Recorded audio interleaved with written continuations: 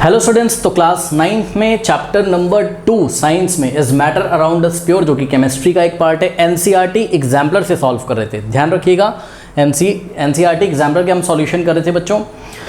अब इस वीडियो में हम is matter around us pure NCERT exemplar chapter का क्वेश्चन नंबर 34 से सॉल्यूशन स्टार्ट करेंगे। सर इसके पहले के सॉल्यूशन हमें कहाँ मिलेंगे? बच्चों जाइए कमेंट सेक्शन में, कमेंट पिन किया हुआ है, ठीक है? तो जो पिन कमेंट है थोड़ी मेहनत कर लिया करिए। आप लोग कमेंट करके बार बार पूछते हैं सर मुझे चैप्टर के लिंक कहाँ मिलेंगे।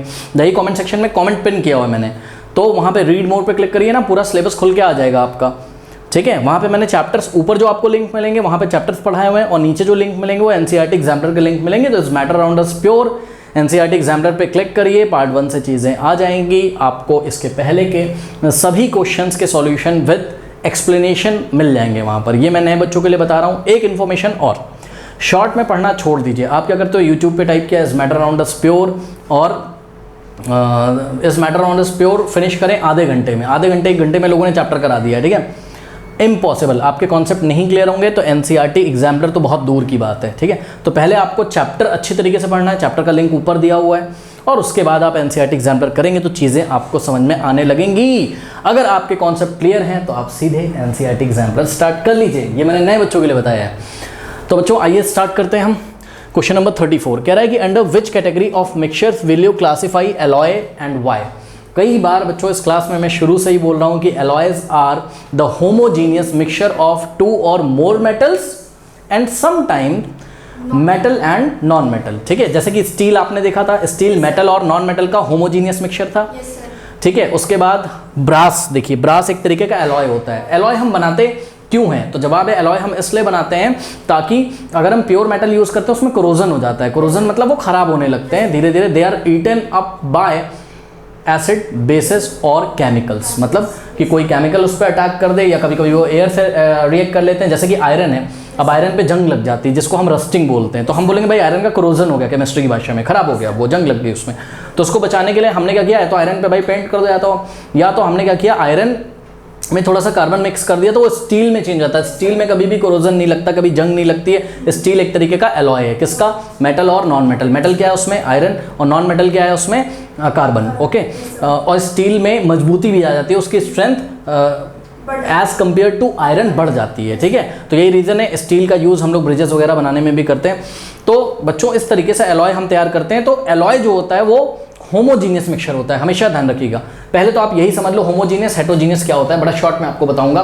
देखिए बच्चों, एक ऐसा मिक्सचर, ये मान लीजिए कोई मिक्सचर है, ठीक है? तो एक ऐसा मिक्सचर जिसमें अगर आप पर यूनिट वॉल्यूम लो, यहाँ से जितना वॉल्यूम लिया उतने वॉल्यूम यहाँ से लिया, उतने वॉल्यूम यहाँ से मिला, तो आपको कॉम्पोजिशन सेम मिलेगा। कॉम्पोजिशन सेम मिलने का ये मतलब है कि मान लीजिए ये स्टील है, स्टील का सैंपल है, तो इतने वॉल्यूम में आप चेक करोगे, इतने वॉल्यूम में आप चेक करोगे, इतने वॉल्यूम सेम अगर आप रखो तो जितने पार्टिकल्स यहाँ पर आयरन के होंगे उतने ही पार्टिकल्स आपके यहाँ पर, सॉरी मान लीजिए यहाँ पर आयरन के कितने पार्टिकल हैं? x, और कार्बन के कितने? y।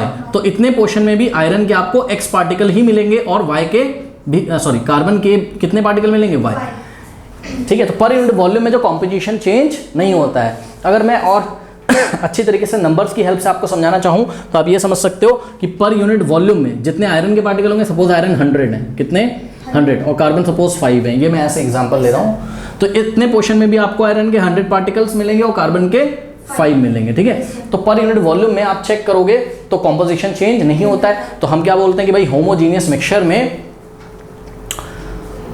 क्या composition throughout the mixture क्या होता है? सेम होता है। Alloys are homogeneous mixture. अभी तो मैंने आपको एक एलॉय का एग्जांपल दिखाया ना, किसका? स्टील का। स्टील आयरन और कार्बन से बना। अब इसी तरीके से आइए हम आपको एक एग्जांपल दिखाते हैं एलॉय का बच्चों। ब्रास, ब्रास एक एलॉय है, ठीक है? तो ये 2 मेटल से मिलकर बना है। कौन कौन से मेटल से? कॉपर से और जिंक से। तो ब्रास कैसे बनाया जाता है? कॉपर 80% लेना है और जिंक हमको 20% लेना है। परसेंट बाय मास हमने यहाँ लिया। परसेंट बाय मास का मतलब आप समझिए, मान लीजिए बच्चों अगर 100 ग्राम ब्रास बनाना है, कितना? 100 ग्राम, तो 80 ग्राम कॉपर का यूज करना पड़ेगा और 20 ग्राम जिंक का। क्या करते हैं, 80 ग्राम कॉपर लेके मेल्ट कर देंगे और जिंक को अलग से मेल्ट कर देंगे, ठीक है? फिर क्या करेंगे, दोनों को मिक्स कर देंगे हाई टेम्परेचर पे ही। अच्छे से दोनों को मिक्स कर दिया जाता है, उसके बाद उसको ठंडा होने के लिए आप छोड़ दीजिए। तो जो भी बन के आएगा that will be what? That will be brass. तो ब्रास इज एन एलॉय। ये जो ब्रास है इसमें कुछ नई प्रॉपर्टीज ही आ जाएंगी, ये सब हम लोग क्लास 10th में पढ़ेंगे। तो अभी इसको हम छोड़ देते हैं, ब्रास इज एन अलॉय। अब ब्रास बच्चों अगर एक अलॉय है तो ये देखिए ब्रास का हमने मान लीजिए एक पीस लिया और इसमें अगर हम चेक करें तो पर यूनिट वॉल्यूम में मान लीजिए आपके पास यहाँ पे टोटल 100 पार्टिकल्स हैं। कितने? 100। तो 100 पर यूनिट वॉल्यूम में सपोज 100 पार्टिकल है, मैं समझाने के लिए आपको बता रहा हूँ, ठीक है। तो 100 पार्टिकल्स में से आपको बच्चों 80% पार्टिकल कॉपर के मिलेंगे और 20% जिंक के मिलेंगे। मतलब कि आपको 80 पार्टिकल्स किसके मिलेंगे? कॉपर के, और 20 पार्टिकल्स आपको जिंक के मिलेंगे। आप इस तरीके से समझ सकते हैं इसको, ओके। तो ये समझाने के लिए मैंने आपको बताया। अब जितना वॉल्यूम आपने यहाँ लिया था उतना ही वॉल्यूम अगर आप यहाँ से ले लें तो इतने वॉल्यूम में भी कॉम्पोजिशन सेम वैसा ही रहेगा, मतलब 80 पार्टिकल कॉपर के और 20 जिंक के, ओके। तो ये बात होती है। तो अब मुझे बताइए कि एलॉयस क्या होंगे, बताइए। होमोजीनियस मिक्सचर, ये हम कई बार डिस्कस कर चुके हैं इसी चैप्टर में पहले भी। तो होमोजीनियस मिक्सचर है, ठीक है। क्या कह रहा है? Under which category of mixture will you classify alloy and why भी पूछा है, ठीक है। तो we will classify the alloys in the category of what? Homogeneous mixture, okay. फिर हमने देखिए आगे रीजन लिखा हुआ है बच्चों, ठीक है। तो कॉमा लगा के हमने रीजन लिखा है, because they have a uniform, मतलब एक जैसा composition throughout the mixture, okay. Because they किसके लिए लगाया है? एलॉयस के लिए, ओके। तो because they have uniform composition throughout the mixture, कोई डाउट नहीं होना चाहिए इसमें। अब पार्ट बी लीजिए, क्या कह रहा है? A solution is always a liquid comment. देखिए जैसे ही सॉल्यूशन की बात आती है बच्चों, हमारे दिमाग में तुरंत पिक्चर आती है एक लिक्विड सॉल्यूशन की। लिक्विड सॉल्यूशन का एग्जांपल क्या है? सोडियम क्लोराइड, जो टेबल सॉल्ट होता है उसको लेके वाटर में मिक्स कर दीजिए, तो एक जो सॉल्यूशन बनेगा वो होमोजीनियस सॉल्यूशन तो होता ही है और वो आपका लिक्विड सॉल्यूशन होता है, ठीक है। बहुत बढ़िया। तो क्या सॉल्यूशन हमेशा लिक्विड होते हैं? तो जवाब है नहीं। हमने ये क्लास में आपको पढ़ाया हुआ है कि जो सॉल्यूशन है वो सॉलिड फॉर्म में भी हो सकते हैं और गैशियस फॉर्म में भी हो सकते हैं, ठीक है। गैशियस फॉर्म के एक सॉल्यूशन का नाम बताइए, तो जवाब है एयर। एयर का कॉम्पोजिशन आपने चैप्टर में पढ़ा है, 78% लगभग नाइट्रोजन होती है, ऑक्सीजन कितनी होती है? लगभग 21%, एंड जो भी बचा कुछ है वो remaining gases, carbon dioxide and noble gases जो भी होती हैं, ठीक है। तो एयर एक ऐसा सॉल्यूशन है, एयर भी एक सॉल्यूशन है, हमने क्लास में आपको बताया एयर भी एक सॉल्यूशन है, ठीक है, जो कि कौन से फॉर्म में? गैशियस। एयर गैस होती है, गैसेस का मिक्सचर है वो, ठीक है। तो यहाँ पर हमने देखिए आंसर में क्या लिखा, इन्होंने हमको दिया क्वेश्चन में कि a solution is always liquid. ये क्या है? ये फोकस करेंगे कि भाई सॉल्यूशन हमेशा लिक्विड होता है, जवाब है नहीं। तो जवाब इसका क्या हो गया? नो।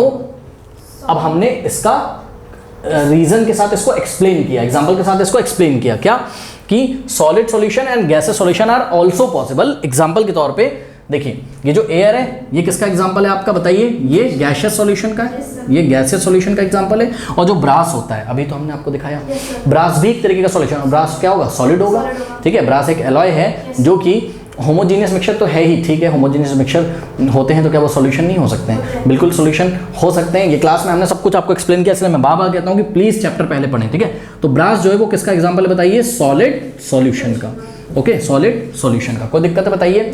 तो सॉल्यूशन याद रखिएगा केमिस्ट्री में, जरूरी नहीं कि लिक्विड सॉल्यूशन ही हो हमेशा, नहीं, सॉलिड सॉल्यूशन भी हो सकते हैं और गैसियस सॉल्यूशन भी हो सकते हैं। तो ये हमने आपको एग्जांपल दे दिया। इवन जितने भी आपके एलॉयज होंगे वो किसका एग्जांपल होंगे? सॉलिड सॉल्यूशन का, ओके। चलिए बहुत बढ़िया। अब देखिए बच्चों सी पार्ट में क्या बोल रहा है? कहना सॉल्यूशन भी हेट्रोजीनियस, कह रहा है कि कोई सॉल्यूशन क्या हेट्रोजीनियस हो सकता है? नहीं भाई, देखिए सॉल्यूशन हेट्रोजीनियस नहीं होता है, मिक्सचर हेट्रोजीनियस हो सकता है, ठीक है। और मिक्सचर में आपके दो मेन आपने पढ़े थे, होमोजीनियस और हेट्रोजीनियस। और जो होमोजीनियस मिक्सचर होता है वो सॉल्यूशन हो सकता है, बात समझ में आई? क्योंकि जो प्योर एयर होगी वो भी किसका एग्जांपल है? होमोजीनियस मिक्सचर का, तो वो सॉल्यूशन भी है, वो गैसेस सॉल्यूशन है, बात समझ में आई कि नहीं आई? लेकिन आपका जो इन्होंने बोला है क्या, कहना सॉल्यूशन भी हेट्रोजीनियस, नहीं, सॉल्यूशन हेट्रोजीनियस नहीं होता है। सॉल्यूशन हमेशा कैसा होता है? होमोजीनियस होता है। बच्चों कोई भी आप सॉल्यूशन उठा के देख लीजिए, चाहे आप ये वाला सॉल्यूशन उठा के देख लीजिए, ब्रास, जो कि किसका एग्जांपल है? एक सॉलिड सॉल्यूशन का। इसमें भी कॉम्पोजिशन ऑफ द कॉन्स्टेंट्स क्या, जिसने उसको बनाया है, किसने? कॉपर और जिंक। तो कॉपर और जिंक का composition throughout the mixture क्या रहेगा? सेम। आप चाहे कोई गैसियस सॉल्यूशन उठा के देख लीजिए, जैसे कि प्योर एयर आपने जब उठाया उसको अगर आप देखोगे तो पर यूनिट वॉल्यूम में जो कॉम्पोजिशन है वो क्या होगा? सेम होगा। कॉम्पोजिशन मतलब 78% ही नाइट्रोजन आपको मिलेगा, 21% ही आपको ऑक्सीजन मिलेगा, बात समझ में आई कि नहीं? तो सॉल्यूशन हमेशा कैसे होंगे?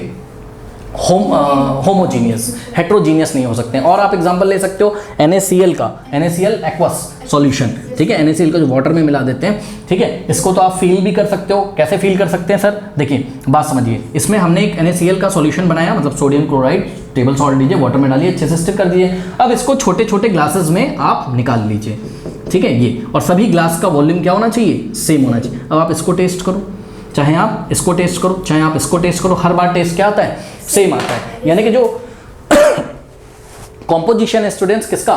सॉल्यूट और सॉल्वेंट का। सॉल्यूट क्या है यहाँ पर? सोडियम क्लोराइड, और सॉल्वेंट क्या है? वाटर। उसका जो कॉम्पोजिशन है थ्रू आउट द मिक्सचर क्या है? सेम है, ठीक है। हम चाहे यहाँ से सैंपल लें, चाहे यहाँ से लें, चाहे यहाँ से लें, चाहे यहाँ से लें, चाहे यहाँ से लें, पर यूनिट वॉल्यूम में आपको कॉम्पोजिशन क्या मिलेगा? सेम मिलेगा। तो याद रखना है आपको, सॉल्यूशन कभी भी हेट्रोजीनियस नहीं होता है। हेट्रोजीनियस, अगर कुछ बच्चे कंफ्यूज हैं तो मैं आपको बता दूं, मैंने बार बार बताया, नमकीन का एग्जांपल, नमकीन जो आप खाते हो, ठीक है, तो नमकीन में क्या होता है? अगर मैं यहाँ से उठाऊं तो पता लगा 3 बादाम आ गए मेरे हाथ में, यहाँ से उठाऊं तो पता लगा बादाम नहीं आया, मूंगफली आ गई, ओके, ऐसा कुछ। यहाँ से भुजिया ज़्यादा आ गई, बादाम ही नहीं आया। तो पर यूनिट वॉल्यूम इसका अगर हम उठा रहे हैं तो उसमें हमको कॉम्पोजिशन सेम नहीं मिल रहा है। तो ये हेट्रोजीनियस मिक्सचर का एग्जाम्पल है, और ये सॉल्यूशन नहीं है, नमकीन आपका सॉल्यूशन नहीं है, क्योंकि ये क्या है? हेट्रोजीनियस मिक्सचर है। बात समझ में आई कि नहीं आई? ठीक है, तो ध्यान रखिएगा, आपको आंसर लिखना है नो। इन्होंने क्या बोला था? Solution, can solution be heterogeneous? Answer is no. Solution, मैंने पूरा नहीं लिखा, आपको लिखना है no, solution can not be heterogeneous mixture. Why? ये इसका रीजन देखिए, हमने मतलब डेफिनेशन एक दिया हुआ है कि solution is a homogeneous mixture of 2 और मोर सब्सटेंसेस। सॉल्यूशन क्या होता है? It is always what? Homogeneous mixture of 2 और मोर सब्सटेंसेस। जैसे कि सोडियम क्लोराइड और वाटर, पहला सब्सटेंस कौन है? Sodium chloride. दूसरा सब्सटेंस कौन है यहाँ पर? NaCl, सॉरी NaCl पहला सब्सटेंस, दूसरा सब्सटेंस क्या है? वाटर है। बात समझ में आई कि नहीं आई? इसी तरीके से एयर एक होमोजीनियस, उसमें नाइट्रोजन है, ऑक्सीजन है, कार्बन डाइऑक्साइड है, ऑर्गन गैसेस हैं, मैं ऑर्गन कह रहा हूँ सॉरी, नोबल गैसेस हैं, ठीक है। तो तभी हमने यहाँ पर क्या लिखा है? 2 और मोर सब्सटेंसेस का जो होमोजीनियस मिक्सचर होगा वही क्या होगा? सॉल्यूशन। इसलिए सॉल्यूशन हेट्रोजीनियस नहीं होगा। ओके, नोट कर लीजिए। क्वेश्चन नंबर 35 देखिए, पढ़ने से पहले मैं आपको बता दूं इस क्वेश्चन में कराना क्या चाहते हैं। इस क्वेश्चन में आपको 2 गैसेस के टेस्ट याद कराना चाहता है CBSE। कौन कौन सी गैस? एक तो हाइड्रोजन सल्फाइड गैस और दूसरी हाइड्रोजन गैस। तो दोनों के टेस्ट आप पहले मेरे साथ याद कर लीजिए, फिर मैं इस क्वेश्चन को आपको पढ़ के सारी रिएक्शंस को समझा दूंगा। देखिए बात समझिए बच्चों, हाइड्रोजन सल्फाइड गैस का पहले आप फॉर्मूला बनाना सीखिए। कैसे बनाओगे? हाइड्रोजन आयन पे क्या होता है? पॉजिटिव 1 +1 चार्ज, और सल्फाइड आयन पे 2-, ठीक है। तो हाइड्रोजन सल्फाइड का फॉर्मूला कैसे बनेगा? देखिए ये प्लस लिखा है तो आप इसको 1+ भी लिख सकते हो। ये 1 इसके नीचे आएगा, 2 इसके नीचे, तो क्या होगा? S2S और 1, ठीक है। अब 1 यहाँ से आप हटा दो, 1 तो लिखा नहीं जाता है, तो S2S। हाइड्रोजन सल्फाइड का गैस का फॉर्मूला क्या बना? S2S, ठीक है। तो ये आपको सबने बना लिया। अब देखिए, हमने आपको एक गैस दी, ठीक है, हमने बोला भाई चेक करो ये हाइड्रोजन सल्फाइड गैस है कि नहीं है। पता है, आप मेरे से बोलोगे भाई मुझे लेड एसीटेट सॉल्यूशन दे दो। क्या दे दो? Lead acetate solution. अब ये क्या होता है? देखिए हमने क्या बोला बच्चों, बहुत ध्यान से सभी बच्चे अपनी कॉपी में नोट भी करते चलिएगा, ठीक है। हमने आपको बोला कि भाई, आपने मेरे को बोला लेड एसीटेट सॉल्यूशन दो मुझे। अब ये क्या होता है? देखिए मैं आपको बता रहा हूँ। लेड एसीटेट का बच्चों फॉर्मूला बनाएंगे हम लोग। कैसे बनाएंगे? ध्यान से चेक करिए। इसके लिए मुझे एक तो लेड पता होना चाहिए कि लेड आयन पे कितना चार्ज होता है, और एसीटेट आयन क्या होता है, ठीक। तो लेड आयन जो होता है वो होता है आपका Pb2+। ये सब हम लोग क्लास 10th में पढ़ेंगे। अब क्वेश्चन आ गया तो मैं आपको समझा रहा हूँ। Pb2+। और एसीटेट आयन क्या होता है? ये लेड आयन है। Pb2+ क्या है? लेड का फॉर्मूला, लेड का एटम का फॉर्मूला क्या होता है? Pb। और जब वो एटम 2 इलेक्ट्रॉन निकाल देता है तो उस पर क्या जाता है? 2 पॉजिटिव। ओके, कोई भी एटम जितने इलेक्ट्रॉन निकालता है ना उस पर उतने ही पॉजिटिव आ जाते हैं। ये आप एटम एंड मॉलिक्यूल्स वाले चैप्टर में आप पढ़ोगे। और स्ट्रक्चर ऑफ एटम जब आप पढ़ लोगे, मैं तो बार बार कहता हूँ, सबसे पहले आप structure of atom and atoms and molecules वाला चैप्टर पढ़िए। लिंक नीचे दिया हुआ है ना, बिकॉज एनसीईआरटी एग्जाम्पलर के आप क्वेश्चन करोगे ना, सब कुछ मिक्स है वहाँ पर। फिर भी मैं आपको समझा रहा हूँ सिंपल शब्दों में सुनिए। आपको लेड आयन का फॉर्मूला याद होना चाहिए, Pb2+। एसीटेट आयन होता है क्या? CH3COO। सुनो मेरी बात पहले, CH3COOH, ये एसिटिक एसिड है। क्या है ये? Acetic acid. जब आप यहाँ से H+ हटा दोगे तो 1+ इसमें से चला गया तो यहाँ माइनस बच गया, ऐसे सोच लो। ये एसिटेट आयन है। CH3COO- क्या है? एसिटेट आयन है। अब बताइए, ये -1 लिखा हुआ है तो इसको हम 1- भी ऐसे लिख सकते हैं। 1 को इसके नीचे और 2 को इस पूरे के नीचे भेज दो तो फॉर्मूला क्या बनेगा? PbCH3, देखो Pb1 और CH3COO होल ट्वाइस। इसको क्या पढ़ते हैं? Whole twice. ये 2 इसके नीचे आ गया साइन के और 1 यहाँ आ गया।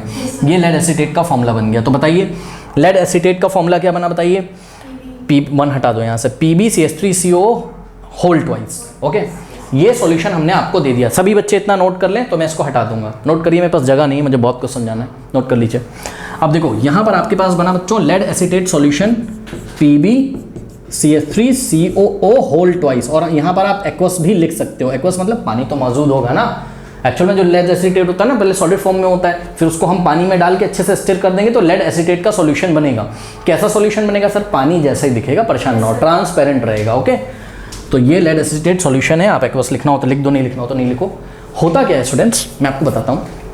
जब हमने आपने हमसे क्या मांगा बताइए? आपने हमसे लेड एसीटेट का सॉल्यूशन मांगा, हमने आपको दे दिया। तो बताइए इस फ्लास्क में क्या भरा हुआ है? ये भरा हुआ है PbCH3COO whole twice. Aqueous, aqueous, aqueous जगह नहीं है, यहाँ पे लिखता हूँ। AQ का मतलब क्या? एक्वस, मतलब पानी में सॉल्यूशन बनाया गया। ठीक है, अब इसमें हम क्या पास करते हैं? इसमें हम पास करते हैं हाइड्रोजन सल्फाइड गैस। जैसे ही बच्चों आप हाइड्रोजन सल्फाइड गैस पास करोगे, किसमें? लेड एसीटेट के सॉल्यूशन में। भाई हमने आपको गैस दी, हमने बोला बेटा चेक करो ये हाइड्रोजन सल्फाइड गैस है कि नहीं है। गैस हम आपको देंगे किसी सिलेंडर में, वहां से पाइप निकला होगा, जब आप नॉब ऐसा दबाओगे तो पाइप से गैस निकलेगी, तो वो पाइप यहाँ पे डाल देना इसमें अंदर। बात समझे ना? ये पाइप इसमें डाल देना और नॉब ऑन कर देना उसकी, मतलब नॉब को दबा देना, तो हाई प्रेशर से गैस निकलेगी। थोड़ा आराम से दबाना, नहीं तो उछल के सॉल्यूशन मुंह पे ही आ जाएगा। ये फिर धीरे धीरे हाइड्रोजन सल्फाइड गैस कहाँ जाएगी? इस सॉल्यूशन में। किस सॉल्यूशन में? लेड एसीटेट के सॉल्यूशन में गई। अब देखिए बच्चों, ये हाइड्रोजन सल्फाइड गैस भी एक केमिकल कंपाउंड है और ये लेड एसीटेट भी एक केमिकल कंपाउंड है। ठीक, अब इन दोनों में रिएक्शन होती है और ब्लैक कलर का एक कंपाउंड बनता है। तो सर वो ब्लैक कलर का कंपाउंड कौन सा बनता है वो मुझे बता दीजिए। तो देखिए जरा, ब्लैक कलर का कंपाउंड कैसे बनेगा बच्चों? ये डायग्राम मैं यहाँ से हटा देता हूँ। अब आपको समझ में तो आ गया होगा क्या कर रहे हैं हम, बताइए। जगह की बच्चों थोड़ी सी कमी है, जो बातें मैं बता रहा हूँ आप नोट करते चलिएगा। ठीक है, अब देखिए बच्चों ध्यान से, क्या किया आपने हाइड्रोजन सल्फाइड, और ये गैसियस फॉर्म में तो हमने यहाँ G लिख दिया। ठीक है, प्लस क्या किया? अगर आपको नहीं लिखना आप मत लिखो। ठीक है, PbCH3COO होल ट्वाइस। अब देखिए प्रोडक्ट क्या क्या बनेंगे, ये हटा दो यहाँ से, है ना, ये तो लिख ही लिया आपने। तो देखिए प्रोडक्ट कैसे बनेगा, बहुत ध्यान से सभी बच्चे देखेंगे। कुछ नहीं करना है बच्चों आपको आपको वापस से इसको आयंस के ब्रेक में, आयंस के फॉर्म में ब्रेक कर लो। बताओ ये कौन कौन से आयन आपको देगा? एक तो H+, भाई H+ और S2- से ही तो बना था ये, हाइड्रोजन आयन और सल्फाइड आयन। ये वाला क्या क्या देगा आपको? Pb2+ और CH3COO- देगा कि नहीं देगा? ये लेड आयन है और ये क्या है? एसीटेट आयन है जब ये ब्रेक होगा। ठीक, अब कुछ नहीं करना है, ये वाला जो कंपाउंड है आपका हाइड्रोजन सल्फाइड गैस, इसका जो बच्चों कैटायन है, कैटायन मतलब पॉजिटिव आयन, एनायन मतलब अनेगेटिव आयन, एनायन मतलब अनेगेटिव आयन, जो नेगेटिव आयन होता है उसको हम एनायन बोलते हैं। तो सुनो, हाइड्रोजन सल्फाइड से जो आपको कैटायन मिला है उसको आपको जोड़ देना है किसके साथ? इसके एनायन से। तो कैटायन जुड़ेगा, ये वाला कैटायन जुड़ेगा एनायन के साथ, और आपको यहाँ वाला एनायन इसके कैटायन से जोड़ देना है। अब जोड़ना तो सभी बच्चों को आता है। देखिए एक एक मैं आपको बच्चों जोड़ के दिखाता हूँ। देखिए बात समझिए, Pb2+ और S2- यहाँ पे जोड़ के दिखाएं। देखिए Pb2+ और S2-, ये 2 इसके नीचे आएगा और ये 2 इसके नीचे, तो Pb के नीचे भी 2 हो जाएगा, S के नीचे भी 2 आ जाएगा। जब सेम नंबर होता है तो हम हटा देते हैं, तो फॉर्मूला क्या बनेगा? PbS। अगर यहाँ 2 होता है, यहाँ 3, तो हम Pb2S3 लिखते हैं, लेकिन यहाँ पर 2 है और यहाँ पर भी क्या है? 2। तो ऐसा सोच लिया करो, ये 2 से 2 कैंसिल हो जाएगा, ऐसे सोच लो, 1 आ जाएगा, 1 लिखा नहीं जाता है, तो PbS बन गया। ठीक है, क्या बना बताइए यहाँ पर? PbS। कैसे बना बताइए? यहाँ वाले कैटायन ने इसके यहाँ वाले एनायन ने, यानी कि सल्फाइड आयन ने यहाँ वाले कैटायन से रिएक्ट किया, यानी कि Pb2+ लेड आयन से रिएक्ट किया और क्या बना दिया? PbS। नाम बताइए PbS का क्या होगा? Lead sulphide. क्या होगा बताइए? भाई सीधी सी बात है ना, ये कहाँ से आया? लेड आयन से, Pb वाला पार्ट, और S कहाँ से आया? सल्फाइड आयन वाले पार्ट से आया, तो नाम क्या पड़ गया? Lead sulphide. इसका नाम सभी बच्चे लिखें, बच्चों मेरे पास जगह नहीं प्लीज, लेड सल्फाइड लिख लीजिए। और बच्चों इसका कलर जो होता है वो कैसा होता है? ब्लैक। ये जो बना है इसका लेड सल्फाइड, मैं बहुत शॉर्ट में लिख रहा हूँ, मेरे पास जगह नहीं है। लेड सल्फाइड का जो कलर होता है वो कैसा कलर होता है इसका बताइए? ब्लैक कलर होता है। अब आपको किसको किसको कंबाइन, ये सभी बच्चे नोट करें, मैं हटा रहा हूँ, ये ऊपर वाला हटा दूंगा मैं, नोट करिए, हटा रहा हूँ। देखिए अब बच्चों किसको किसको आपको जोड़ना है, और H+ को और CH3COO- को, है ना, बहुत सिंपल है बच्चों। देखिए ये यहाँ पर भी -1 है, यहाँ पर भी +1 है, तो H के नीचे भी क्या आएगा? 1 और CH3COO CH3 क्या है, CH3COO होल 1। अब इसको लिखा कैसे जाता है सुन लो, मैं सिंपल बताऊं, आप ऐसे सोचो, देखो इसको लिखा ऐसे जाता है बच्चों, CH3COO लिख देते हैं पहले और H लिख देते हैं, बस ये एसिटिक एसिड का फॉर्मूला हो गया। ये H आगे ना लिख के कहाँ लिखा जाता है, इसके पीछे, तो ये एसिटिक एसिड का फॉर्मूला हो गया। तो साथ में आपका क्या बन गया बताइए, एसिटिक एसिड बन गया, CH3COOH बन गया, ठीक है। और पानी तो वहाँ एक्वस हम जरूर लिखेंगे, मतलब ये सब अरे सॉल्यूशन ही तो है, उसमें पानी तो जरूर मौजूद था। कैसे मौजूद था, क्योंकि लेड एसीटेट को आपने फ्री में थोड़ी ना बना लिया, लेड एसीटेट सॉलिड लिया था, पानी में मिला गई तो लेड एसीटेट का सॉल्यूशन आपने बनाया था, ठीक है। और ये जो एसिटिक एसिड होता है बच्चों, ठीक है, हाँ ठीक है, ये एसिटिक एसिड आपका बन गया CH3COH, कुछ नहीं करना है, CH3COH। कोई डाउट है बताइए? अब देखिए, अब बात समझिए, एक बात बताओ, फ्लास्क में हमने आपको क्या दिया था, नहीं हमने आपको बोला बेटा हाइड्रोजन सल्फाइड गैस का जरा टेस्ट करो, हमने आपको फ्लास्क में क्या दिया था बताइए, लेड एसीटेट का सॉल्यूशन आपने मांगा, क्योंकि आपको नॉलेज था। क्या नॉलेज था आपको? आपको नॉलेज था कि भाई हाइड्रोजन सल्फाइड गैस का टेस्ट इस तरीके से किया जाता है कि लैब में लेड एसीटेट मांगा जाता है सर से, और मांगने के बाद जो गैस दी हुई, अभी तुम्हें नहीं पता है कि वो गैस हाइड्रोजन सल्फाइड है कि नहीं है, कौन सी गैस है, तो तुम्हें लेकिन नॉलेज है, तुमने अपनी बुक में पढ़ा हुआ है भाई हाइड्रोजन सल्फाइड गैस को जब हम किस में पास कराते हैं, लेड एसीटेट में। ओके, तुमने हैरी पॉटर मूवी देखी है, वो हैरी पॉटर में वो क्या रहती है, उसका नाम, जो लड़की होती है वो खूब पढ़ती है, तुमने देखा होगा, और वो कोई भी बात होती है कहती मुझे पता है ये जादू कैसे होगा, और उसको ट्राई करती है। तो वही चीज़ है, किताबों में लिखा रहता है, कैसे लिखा रहता है, लैब में टेस्ट करके। तो किताबों में लिखा हुआ है क्या कि लेड एसिड की हाइड्रोजन सल्फाइड गैस को जब कहाँ पास किया जाता है, लेड एसीटेट के सॉल्यूशन में, तो सॉल्यूशन का कलर कैसा हो जाता है, ब्लैक। क्यों हो जाता है वो मैंने आपको बता दिया, क्यों हो जाता है बताइए, बिकॉज लेड सल्फाइड बन जाता है, और लेड सल्फाइड के जो पार्टिकल्स होते हैं उसी की वजह से कलर कैसा आता है, ब्लैक। यानी कि अगर आपसे मैंने बोला कि भाई हाइड्रोजन सल्फाइड गैस का बेटा टेस्ट करो, चेक करो ये है कि नहीं है, तो आप सिंपल मेरे से क्या मांगेंगे बताइए, लेड एसीटेट का सॉल्यूशन मांगेंगे, मैं आपको दे दूंगा। ओके, और अगर नहीं भी होगा मेरे पास तो लेड एसीटेट में सॉलिड आपको दे दूंगा, सॉलिड लीजिएगा थोड़ा सा, ग्लव्स पहन के हाथ में, ठीक है, सॉलिड लेके और फ्लास्क में प्योर वाटर लीजिएगा, डिस्टिल वाटर, उसमें डाल के स्टिर कर दीजिएगा, जो सॉल्यूशन बनेगा वो लेड एसीटेट बनेगा। फिर जो गैस वाला हमने आपको सिलेंडर या जो भी सेटअप दिया है, उससे नॉब को आप दबाओगे तो गैस किस में जाएगी, सॉल्यूशन में। कौन से सॉल्यूशन में, लेड एसीटेट में। और अगर कलर ब्लैक आ गया, जरूरी नहीं कि ब्लैक है, हमें क्या पता कि गैस हाइड्रोजन सल्फाइड है कि नहीं है, अगर कलर बच्चों कैसा आ गया, ब्लैक आ गया, ओके, तो आपको पक्का आप तुरंत सोच जाओगे कि ये वाली रिएक्शन हुई होगी, मतलब लेड एसीटेट बना होगा, लेड एसीटेट कर रहा हूं, सॉरी, लेड सल्फाइड बना होगा। पीबीएस क्या है, लेड सल्फाइड। लेड सल्फाइड के कारण ही कलर कैसा आता है, ब्लैक। और लेड सल्फाइड तभी बनेगा जब हाइड्रोजन सल्फाइड गैस होगी, क्योंकि सल्फर वाला पार्ट कहां से आ रहा है, हाइड्रोजन सल्फाइड से ही आ रहा है। बात समझ में है कि नहीं? तो एक तो ये टेस्ट हो गया हाइड्रोजन सल्फाइड गैस का, और ये बेस्ट टेस्ट है। अब इस रिएक्शन को मैं बैलेंस नहीं कर रहा हूं, अगर आप चाहो तो मैं कर भी सकता हूं। देखो बच्चों कैसे, ये CH3CO वाला जो पार्ट था, इस पे होल ट्वाइस, ये पूरा पार्ट कितना है 2, तो यहाँ पे बस 2 लगा दो, आपका ऑलरेडी ऑटोमेटिकली बैलेंस होगा। क्योंकि ध्यान से करो, CH3COO वाला कितना हो गया, ये 2, और ये बचा H, तो यहाँ से 2 से मल्टीप्लाई है तो H भी कितना हो गया 2। और ध्यान से चेक करो, CH3CO वाला पार्ट यहाँ पे कितना है 2, यहाँ पे भी CH3CO वाला पार्ट 2, और हाइड्रोजन कितने हो गए 2, तो यहाँ पे हाइड्रोजन 2, सल्फर यहाँ 1, राइट हैंड साइड पे सल्फर 1, लेड 1, तो ये बैलेंस है। अगर आपको एग्जाम में लिखना है तो आप हाइड्रोजन सल्फाइड गैस वाले में बच्चों ये वाली रिएक्शन लिख सकते हो इसके टेस्ट में। एक काम और कर सकते हो, हाइड्रोजन सल्फाइड गैस, ये कैसी है गैस, तो G लिख दो यहाँ। ये सॉल्यूशन कैसा था, एक्वस, पानी में मिला के बनाया था, तो यहाँ एक्वस लिख दो। ये लेड सल्फाइड जो बना है, जो कि ब्लैक कलर जिसके कारण आता है, ठीक है, एक प्रेसिपिटेट बनता है, सब आप क्लास 10 में पढ़ेंगे, प्रेसिपिटेशन रिएक्शन। ये हो गया आपका क्या, सॉलिड, ये सॉलिड के फॉर्म में बनता है, तो यहाँ हमने S लिख दिया। और ये जो एसिटिक एसिड बनता है CH3COH, ये विनेगर में होता है, सिरका जो आप खाते हो ना चाउमीन में डाल के, विनेगर खट्टा खट्टा होता है, वो एसिटिक एसिड के कारण ही होता है, ठीक है। तो ये हो गया, आपको यहाँ एक्वस लिख देना, बिकॉज सॉल्यूशन में ये पानी के साथ मौजूद रहेगा, पानी के साथ बढ़िया सॉल्यूशन बना के मौजूद रहेगा। बात समझ में आई कि नहीं आई? ओके, तो ये हो गया। तो हाइड्रोजन गैस फॉर्म्ड।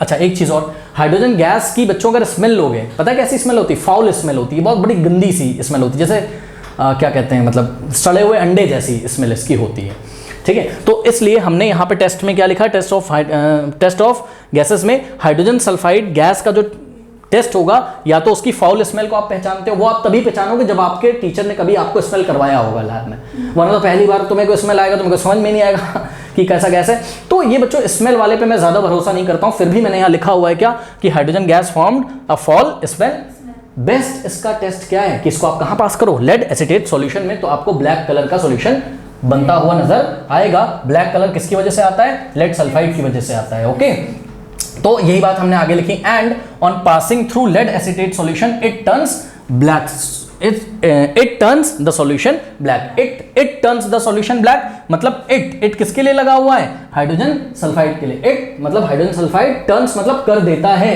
किसको, सॉल्यूशन को ब्लैक कर देता है। क्यों कर देता है, क्योंकि hydrogen sulphide gas lead acetate के साथ रिएक्ट करके आपको लेड सल्फाइड ब्लैक कलर का दे देता है सॉल्यूशन में। अब सॉल्यूशन में क्या मौजूद है, तो सर सॉल्यूशन में ना तो ये मौजूद है ना तो ये दोनों तो रिएक्शन कर गए। अब सॉल्यूशन में जो फ्लास्क है आपका दिया हमने आपको ये था और आपने ये उसमें डाला। अब आपको एज अ प्रोडक्ट क्या क्या मिल गया वहां, लेड एसीटेट जिसका कलर ब्लैक है और एसिटिक एसिड। एसिटिक एसिड तो बेचारा पानी जैसा उसका कलर होता है, ट्रांसपेरेंट, तो इसका कलर कैसा होगा आपका, ब्लैक। बात समझ में आ गई कि नहीं आ गई। दूसरी गैस का ये टेस्ट हमको याद कराना चाहते हैं, हाइड्रोजन गैस का टेस्ट। अब तो बहुत ईजी है, तो हमने क्लास 8 में भी पढ़ा है। हाइड्रोजन गैस का जो टेस्ट होता है बच्चों, वो पॉप साउंड होता है। कैसा, दिस इज पॉप साउंड। क्या करेंगे, जब भी हाइड्रोजन गैस कहीं से इवॉल्व हो रही है, मान लीजिए कोई रिएक्शन हो रही है यहाँ, और यहाँ से हाइड्रोजन गैस अगर इवॉल्व हो रही है, निकल रही है, तो आपको यहाँ बर्निंग कैंडल ले जाना है, या स्प्लिंटर ले जाओ जो लाइटर टाइप का होता है, ठीक है, या तो यहाँ आप क्या ले जाओ, एक मैच स्टिक ले जाओ। तो जैसे ही आप यहाँ ले जाओगे तो ये फक से ऐसा जलेगा और साउंड कैसा करेगा, दिस इज, ऐसा पॉप साउंड करेगा। तो हमने यहाँ क्या लिख दिया, hydrogen gas Burns with a pop sound. तो ये दोनों बातें हमने याद कर ली। अब आइए क्वेश्चन हम पढ़ते हैं। तो जब हम क्वेश्चन पढ़ेंगे, ये रिएक्शन में हटा दूं यहाँ से, ठीक है, आप सभी बच्चे इसको नोट कर लें, बिकॉज मुझे और भी कुछ समझाना है। ओके स्टूडेंट्स, चलिए तो देखिए स्टूडेंट्स, क्वेश्चन नंबर 35 क्या कह रहे हैं, iron filings and sulphur were mixed. Okay, sulphur है या सल्फर पाउडर है, हाँ ये सल्फर है या सल्फर पाउडर है, देखिए क्वेश्चन में सल्फर है, चलो पाउडर के फॉर्म में मिक्स कर लेंगे, कोई दिक्कत नहीं है, ठीक है। तो आयरन फिलिंग्स समझते हो, जैसे कारपेंटर आपके घर में आता है तो लकड़ी को जब वो काटता होता है तो बुरादे जो निकलते हैं, वैसे ही आयरन के भी बुरादे होंगे, आप इस तरीके से समझ लो, ठीक है ना, छोटे छोटे इसके मतलब बुरादे टाइप के, आपने देखा होगा मैं क्या कहना चाहता हूँ, ठीक है। तो iron filings and sulphur powder were mixed, ठीक है, आयरन लिया हमने थोड़ा सा आयरन फिलिंग्स, ये देखिए ये क्या है, आयरन फिलिंग्स है, और ये हमने सल्फर पाउडर ले लिया, सही है, मिक्स कर दो, मिक्स कर दिया, क्या केमिकली कंबाइन हो जाएंगे, नहीं अभी नहीं होंगे। तो ये देखिए मिक्सचर बन गया, बना दें यहाँ पर, इन दोनों को आपने मिक्स करा, तो ये देखिए ये यहाँ पर क्या बन गया आपका, मिक्सचर बन गया। अब क्या करना है, आगे बढ़ते हैं। And divided into 2 parts, part a and part b, इसको 2 पार्ट में डिवाइड कर लो। कैसे करोगे, स्पैचुला लो, अरे स्पून लो, थोड़ा सा उठाओ, और ये देखो एक ये हमारे पास एक कंटेनर है, इसको रखने के लिए थोड़ा सा सॉल्यूशन कर रहा हूँ, थोड़ा सा मिक्सचर यहाँ रख लो, ये थोड़ा सा मिक्सचर हमने यहाँ पे रख लिया, बात समझ में आई, और थोड़ा सा हमने यहाँ पे रख लिया। ओके, कोई डाउट है बताइए इसमें, ये पार्ट ए है और ये क्या है, पार्ट बी। अब देखिए, अब पार्ट ए के साथ कुछ किया जाएगा और पार्ट बी के साथ कुछ किया जाएगा। अब हम पढ़ते हैं, कह रहा है कि part a was heated strongly while part b was not heated. Okay, बहुत बढ़िया, तो इसको हीट कर दिया गया, पार्ट ए को क्या किया गया, हीट किया गया, और इसको क्या किया गया, नॉट हीटेड, इसको गर्म नहीं किया गया। अब बच्चों एक बात बताइए, ये तो मैं इसी चैप्टर में पहले भी करा चुका हूं, जब आयरन को सल्फर पाउडर के, आयरन फिलिंग्स को सल्फर पाउडर के साथ हमने हीट किया था तो क्या बना था, आयरन सल्फाइड बना था, याद है आपको, जिसका मैंने बोला था वीडियो का लिंक डाल दूंगा नीचे, पर मैं डालना भूल गया था, बट इस वीडियो के नीचे मैं उसका लिंक डाल दूंगा, तो आप देखिएगा किस तरीके से आयरन और सल्फर पाउडर को जब हीट किया जाता है तो आयरन सल्फाइड बनता है। तो ध्यान दें, अब जब इस मिक्सचर को बच्चों आपने गर्म कर दिया, बहुत ध्यान से चेक करिएगा, इसको आपने क्या कर दिया, हीट कर दिया। अभी बात बताओ बच्चों, अगर आप हीट कर रहे हो तो आप हीट किसको कर रहे हो, मैं यहाँ पर रिएक्शन लिख रहा हूँ इसकी, देखिए आप हीट कर रहे हो, देखो ये जो मिक्सचर है, क्या मिक्सचर, ये वाला, इस मिक्सचर में क्या क्या है, आयरन एक तो सॉलिड के फॉर्म में प्रेजेंट है, प्लस सल्फर भी सॉलिड के फॉर्म में ही प्रेजेंट है, इसलिए मैंने आयरन के नीचे एस लिखा है, इसका मतलब सॉलिड फॉर्म में ये इसका फेज होता है, मतलब लिक्विड में है कि सॉलिड में है कि गैस में है। ओके, एक्वस लिखते हैं तो मतलब पानी में उसका सॉल्यूशन बना हुआ है, ठीक। तो आयरन के नीचे मैंने क्या लिखा, सॉलिड, सल्फर के नीचे सल्फर पाउडर भी सॉलिड ही होता है, ठीक है। अब इसके ऊपर आप डेल्टा लगा दीजिए, ऐसा डेल्टा का मतलब भी हीट होता है, या तो आप इंग्लिश में यहाँ पे हीट लिख दीजिए, लिख दिया, बताइए क्या बनेगा, आयरन सल्फाइड बनेगा कि नहीं बनेगा। हाँ, हमने आपको फॉर्मूला भी बनाना बताया बच्चों, Fe पे होता है 2+, और Fe पे वैसे तो 2+ भी होता है और 3+ भी होता है, 2 आयन होते हैं, ठीक है। कोई बुला रहा है क्या,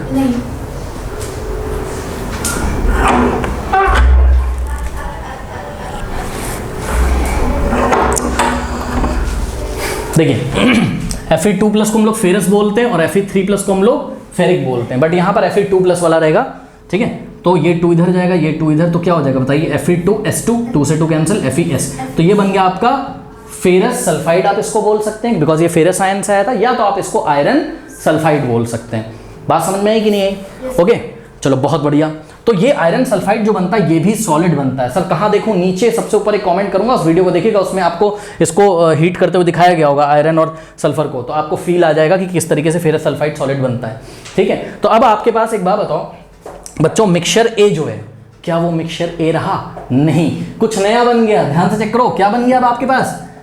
हाँ, Fes बन गया, आयरन सल्फाइड बन गया। ना तो आयरन रहा ना तो सल्फर, आपने हीट दी, केमिकल रिएक्शन करवा दी, दोनों केमिकली कंबाइन हो गए, आयरन की आइडेंटिटी आयरन ने खो दी और सल्फर की आइडेंटिटी सल्फर ने खो दी, कुछ नया ही बन गया, that is what? Iron sulphide. ये आपके पास बन गया। तो अब मैं क्या करता हूँ, अब मैं इसको काट देता हूँ। क्यों? क्योंकि मेरे को पार्ट ए में मिक्सचर तो बचा ही नहीं। क्या बचा अब यहाँ बताइए? आयरन सल्फाइड सॉलिड के फॉर्म में। कोई डाउट है बताइए? पार्ट बी में क्या क्या है बच्चों?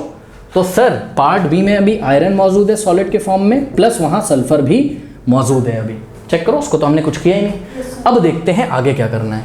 आगे पढ़िए, कह रहा part a was heated strongly, तो हमने करा दिया, and part b was not heated. Okay, कह रहा डाइल्यूट हाइड्रोक्लोरिक एसिड। अब कुछ बच्चे बोलते हैं सर ये हाइड्रोक्लोरिक एसिड तो सुना है, डाइल्यूट हाइड्रोक्लोरिक एसिड क्या होता है? सुनो, जब हम एसिड को ड्रॉप बाय ड्रॉप वाटर में मिलाते हैं, जब एसिड को, ये हमने ज़्यादा सा पानी लिया और एसिड को ड्रॉप बाय ड्रॉप वाटर में मिलाया, तो एसिड की कॉन्सेंट्रेशन, उसकी ताकत कम हो जाती है। आप इस तरीके से समझिए, वो डाइल्यूट हो जाता है बस। बाकी क्लास 10 में पढ़ेंगे, वीडियो बहुत लंबा हो जाएगा, ठीक है। तो dilute hydrochloric acid was added to both the parts. मतलब अब आपके पास दो पार्ट हैं, ये पार्ट बी तो वैसा का वैसा, लेकिन पार्ट ए में क्या है आपके पास? Iron sulphide. अब हाइड्रोक्लोरिक एसिड से रिएक्ट कराना है दोनों को, किसको? पार्ट ए को भी और पार्ट बी को भी। तो पार्ट ए में बच्चों आयरन और सल्फर नहीं रहा, अब पार्ट ए में क्या है? Iron sulphide. तो आइए एक रिएक्शन लिखते हैं, किसकी? आयरन सल्फाइड की। किसके साथ? डाइल्यूट हाइड्रोक्लोरिक एसिड के साथ। एसिड को आपने ड्रॉप बाय ड्रॉप पानी में डाला है ना, तो HCl हाइड्रोक्लोरिक एसिड का फॉर्मूला क्या होता है? HCl। लेकिन हम नीचे क्या लिखेंगे? एक्वस, पानी में डाला आपने, तभी तो डाइल्यूट किया। बात समझ में आई कि नहीं? तो देखिए आ जाइए पहले पार्ट ए में बच्चों। आगे पार्ट ए में, पार्ट ए में पहला काम क्या हुआ था बताओ? यहाँ पे देखो, पहले उसको आपने गर्म किया था, किसको? आयरन और सल्फर का जो मिक्सचर था उसको आपने गर्म किया था। तो देखिए हमने लिखा आयरन सॉलिड के फॉर्म में, सल्फर सॉलिड के फॉर्म में, हीट किया तो आयरन सल्फाइड बन गया। अब क्या किया गया? और बी को नहीं गर्म किया गया था। तो देखिए पहले ये काम हुआ और यहाँ पर हीट नहीं किया, तो हीट नहीं किया तो हमने यहाँ क्या रिएक्शन लिखी? इसको देखिएगा और इसको देखिएगा। यहाँ पर क्या हुआ? मिक्सचर वैसा ही है, mixture of iron and iron filings and sulphur वैसा ही है। चेक करो, आयरन सॉलिड के फॉर्म में और सल्फर कुछ बना ही नहीं। कोई क्यों नहीं बना? क्योंकि केमिकली कंबाइंड नहीं हुआ, इसको हीट नहीं किया। तो ये दोनों बातें आपको समझ में आई अभी? अब क्या किया इन्होंने? आगे हाइड्रोक्लोरिक एसिड मिला दिया, किसमें? यहां पर भी और यहां पर भी। तो जब पार्ट ए में मिलाएंगे बच्चों, तो पार्ट ए में जो हाइड्रोक्लोरिक एसिड है वो मिक्स होगा किसमें? आयरन सल्फाइड में, क्योंकि वहां क्या अवेलेबल है? Iron sulphide. तो आपको खुद दिमाग लगा के रिएक्शन लिखनी चाहिए, क्या? कि भाई हाइड्रोक्लोरिक एसिड रिएक्ट्स विद, देखो मैं अभी यहाँ पे बैलेंस बाद में करूंगा, hydrochloric acid reacts with what? Iron sulphide. अब ये आयरन सल्फाइड कौन से फॉर्म में? सॉलिड के फॉर्म में। तो मैंने यहाँ सॉलिड लिखा, hydrogen chloride gas, sorry hydrogen chloride gas कह रहा हूँ, हाइड्रोक्लोरिक एसिड, ठीक है। एक्चुअल में पहले गैस ही होती है, जब इसको पानी में मिला देते हैं तो एसिड बन जाता है, ठीक है। तो वो छोड़ो, हाइड्रोक्लोरिक एसिड गैस। एक्वस क्यों लिखा? क्योंकि डाइल्यूटेड है, ठीक है। तो एक्वस पानी तो जरूर मौजूद होगा बच्चों। अब देखिए ये आयरन सल्फाइड और ये क्या है? हाइड्रोक्लोरिक एसिड है। रिएक्शन करेंगे तो क्या बनाएंगे? इसको बताने के लिए मैं आपको यहाँ पर ले चलता हूँ। कहाँ ले चलूँ मैं आपको? जगह ही नहीं है, क्या कर सकते हैं भाई? यहाँ पे आइए, यहाँ पे आइए बच्चों, ध्यान से चेक करिए। क्या इससे आपको क्या क्या आयन मिलेंगे बताइए? आयरन सल्फाइड से आपको क्या क्या आयन मिलेंगे बताइए? एक तो मिलेगा Fe2+ और सल्फर से आपको मिलेगा, मतलब सल्फाइड आयन यहाँ से मिलेगा, ऐसा सोच सकते हो। HCl से बच्चों आपको मिलता है, मैं आपको बता दूं, हाइड्रोजन आयन और क्या? क्लोराइड, क्लोरीन आयन नहीं, क्लोराइड आयन्स को बोलते हैं। आप पढ़ोगे क्लास 10 में, वैसे तो मैंने यहीं पढ़ा दिया 9th क्लास में, अगर आप ध्यान से वीडियोस देखोगे। अब देखो बच्चों, यहाँ वाला कैटायन, कैटायन मतलब पॉजिटिव, उसको नेगेटिव से कनेक्ट करा दो, कराओ, क्या हो जाएगा बताइए? देखिए Fe2+ और Cl-, 2 आएगा इसके नीचे और 1 आएगा इसके, तो Fe1 तो लिखा नहीं जाता, Cl2, FeCl2 बना, जिसको हम क्या बोलेंगे? Ferrous chloride solution. तो ये बनेगा फेरस क्लोराइड सॉल्यूशन एक्वस। इसका तो सॉल्यूशन बन जाएगा। और साथ में बचा क्या आपके पास बताइए, सल्फाइड और H+, तो बना दीजिए H+ और सल्फाइड आयन, तो 1 इधर जाएगा 2 इधर, तो क्या बन जाएगा H2S गैस निकलेगी कि नहीं निकलेगी, ये H2S गैस निकली, हाइड्रोजन सल्फाइड गैस निकली। और इसी गैस का मुझे टेस्ट करना था कि नहीं करना था बताइए, कोई डाउट है बताइए। तो पार्ट ए में जब रिएक्शन हुई हाइड्रोक्लोरिक एसिड के साथ, किसके साथ, आयरन सल्फाइड के साथ, तो आपको फेरस क्लोराइड मिला, ये एक्वस सॉल्यूशन, ये सॉल्यूशन लिक्विड के फॉर्म में रहेगा, इसलिए हमने यहाँ एक्वस लिखा, और यहाँ क्या निकली, हाइड्रोजन सल्फाइड गैस। ओके, अब ध्यान दें, इसको मुझे बैलेंस करना है, बहुत ईजी है, ध्यान चेक करो, यहाँ क्लोरीन 2 है, हाइड्रोजन 2 है, तो यहाँ मैं 2 से मल्टीप्लाई कर दूंगा, हाइड्रोजन 2 हो गया, क्लोरीन 2 हो गया। अब देखो आयरन 1 सल्फर 1, यहाँ पे भी आयरन 1 सल्फर 1, ये बैलेंस हो गई। और पार्ट बी में क्या होगा जब हाइड्रोक्लोरिक एसिड से रिएक्शन होगी, तो ध्यान से चेक करिए पार्ट बी में क्या क्या था। तो सुनो बच्चों, पार्ट बी में आयरन था, सल्फर था, अरे था ना मिक्सचर में, और डाल क्या दिया आपने, हाइड्रोक्लोरिक एसिड। जब आप हाइड्रोक्लोरिक एसिड डाल दोगे, एक बात बताऊं, सुन लो पहले बहुत ध्यान से बच्चों, अगर इसको आप हाथ में लो पार्ट बी वाला ऐसे मिक्सचर, तो आप उठा कैसे बता सकते हो सर देखो ये आयरन फिलिंग है, और फिर सल्फर के पाउडर के 2-3 पार्टिकल आपके हाथ में आ जाएंगे, बोलोगे सर ये देखो सल्फर पाउडर है, मैं बोलूँगा हाँ भाई बिल्कुल सही है बेटा, ये कैसे अलग अलग हो जा रहा है, तो आप बोलोगे सर अभी ये केमिकली कंबाइंड नहीं किया है। और सुनो, अब मैं आपको एक बात बताना चाहता हूँ, अगर आपके हाथ में सल्फर और आयरन फिलिंग्स आ जा रही हैं, तो सुनो, आपके पास एक तो मेटल है, कौन है, आयरन, और दूसरा क्या है, नॉन मेटल सल्फर। सुनो, एसिड जो होते हैं, एसिड वो नॉन मेटल के साथ जल्दी रिएक्ट नहीं करते हैं, यानी कि जो एसिड आपने डाला हाइड्रोक्लोरिक एसिड कहां पे, पार्ट बी में, वो सल्फर से तो रिएक्ट करेगा नहीं, तो किससे रिएक्ट करेगा, आयरन। आयरन क्या है, मेटल है, और हमने आपको बताया है जब भी मेटल एसिड से रिएक्ट करते हैं तो हाइड्रोजन गैस निकलती है, याद कर लीजिए, जब भी मेटल एसिड से रिएक्ट करते हैं तो हमेशा हाइड्रोजन गैस निकलती है। ओके ठीक है, यानी कि जो सल्फर पाउडर है वो अनरिएक्टेड रहेगा, वो वैसे ही पड़ा रहेगा, और आयरन के पार्टिकल धीरे धीरे धीरे धीरे हाइड्रोक्लोरिक एसिड के मॉलिक्यूल से रिएक्ट करते रहेंगे और हाइड्रोजन गैस निकलती रहेगी। तो ध्यान से चेक करिए बच्चों, यहाँ सल्फर भी है, आयरन भी, सल्फर को छुपा लो थोड़ी देर के लिए, छुपा लिया क्योंकि ये तो रिएक्ट करेगा नहीं। अब बताओ, आयरन और HCl का आपको रिएक्शन नहीं कराना आता है, अभी अभी तो कराया था आयरन और HCl का जब रिएक्शन करोगे तो बताओ क्या, ये H वाला फॉर्म तो आपको क्या दे देगा, हाइड्रोजन गैस, तो हाइड्रोजन गैस निकल गई। H वाला पार्ट तो आपको क्या देगा, हाइड्रोजन गैस, और Fe और Cl मिलके क्या बना देंगे, FeCl2। क्यों बना देंगे, क्योंकि Fe पे क्या है, ध्यान चेक करिए 2+ और Cl पे -1, मैंने आपको FeCl2 बना के दिखाया था। तो इसका एक्वस सॉल्यूशन मिल जाएगा फेरस क्लोराइड का, जिसको हम आयरन क्लोराइड भी बोल सकते हैं। ठीक है, फेरस क्लोराइड का, फेरस क्यों, क्योंकि Fe2+ आयन से मिला, इसको फेरस आयन बोलते हैं। फेरस क्लोराइड का सॉल्यूशन, और हाइड्रोजन गैस निकल गई, और सल्फर कैसा रहा, अनरिएक्टेड। अब इस सल्फर को छुपा के बाकी सबको बैलेंस करो। सल्फर को बताओ मैं क्यों छुपा रहा हूं, क्योंकि इसने तो रिएक्शन में पार्टिसिपेट ही नहीं किया है ना, तो इसको तो मैं छुपाऊंगा ही। ठीक है, अब इसको बस बैलेंस करो, तो ध्यान चेक करो, यहाँ हाइड्रोजन 2 क्लोरीन 2, तो यहाँ पर हमने 2 से मल्टीप्लाई कर दिया। बताइए कोई डाउट है। अब कुछ बच्चे बोलेंगे सर हाइड्रोजन गैस कैसे बनी, वो तो आपने बताया ही नहीं। अरे भाई ये H वाले पार्ट से बनी है हाइड्रोजन गैस, ऐसे सोच लो। और कैसे बनी, ये क्लास 10th में हम आपको पढ़ाएंगे, ऑक्सीडेशन एंड रिडक्शन जब पढ़ाएंगे, अभी हम बता देंगे तो बहुत लंबा हो जाएगा ये और आप परेशान हो जाओगे। तो ये हो गया। अब एक बात बताइए बच्चों, पार्ट ए में कौन सी गैस निकली, हाइड्रोजन सल्फाइड, पार्ट बी में कौन सी गैस निकली, हाइड्रोजन गैस। दोनों गैस का आप टेस्ट नहीं कर पाओगे, अभी तो मैंने पढ़ाया था। हाइड्रोजन सल्फाइड गैस का टेस्ट भी आपको करना आता है, लेट से सॉल्यूशन पास करोगे, ब्लैक सॉल्यूशन हो जाएगा, तो निकली की गैस क्या है, हाइड्रोजन सल्फाइड गैस है, और स्मेल कैसा है इसका, फाउल। और हाइड्रोजन गैस का बर्निंग कैसा होता है, बर्निंग कैंडल के पास लगो, पॉप साउंड करेगा, बात समझ में आई। तो ये दोनों टेस्ट लिखे हो। अब आप क्वेश्चन बच्चों पढ़ लीजिए, यही तो आपसे पूछा है कि dilute hydrochloric acid was added to both the parts, evolution of gas was seen. Yes, gases निकलती हैं, हमने देखा। कह रहा है इन बोथ द केसेस, दोनों केस में गैस निकलती, बहुत बढ़िया। कह रहा how will you identify the gases evolve, जो गैस निकली हैं वो आप कैसे आइडेंटिफाई करोगे कि कौन सी गैसेस हैं। ओके, तो हम ऐसे आइडेंटिफाई करेंगे, पहले तो हमको रिएक्शन आनी चाहिए, सब कुछ रिएक्शन जब आ जाएगी तो ये सब लिखने के बाद दो गैसेस हैं, दोनों गैस का टेस्ट हम यहाँ पर लिख देंगे और हमारा क्वेश्चन खत्म हो जाएगा। कोई डाउट है बताइए। बहुत ही बढ़िया क्वेश्चन था। ओके, तो कौन सा था क्वेश्चन नंबर, कौन सा था ये था हमारा 35 ना। ओके, तो स्टूडेंट्स क्वेश्चन नंबर 36 का सॉल्यूशन एंड स्क्रीन पे आ रहा होगा, और जाते जाते कमेंट सेक्शन में दिए गए लिंक्स को चेक करना ना भूले। तो चलिए फिर मिलते हैं नेक्स्ट वीडियो में, पढ़ते रहिए, बढ़ते रहिए, ऑल द बेस्ट।